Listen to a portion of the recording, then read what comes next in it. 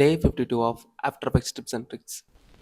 Composition ரெண்டரிங்கில் 3D rendering கொடுத்து okay பண்ணிக்கோங்க. நியூ டெக்ஸ்ட் எனேபிள் பண்ணிவிட்டு ஃபஸ்ட் ஒரு டெக்ஸ்ட் கொடுத்து தென் அதை டூப்ளிகேட் பண்ணிக்கோங்க. டூப்ளிகேட் பண்ணிட்டு அது ஃபஸ்ட்டில் டெக்ஸ்ட் கலர் சேஞ்ச் பண்ணிக்கோங்க.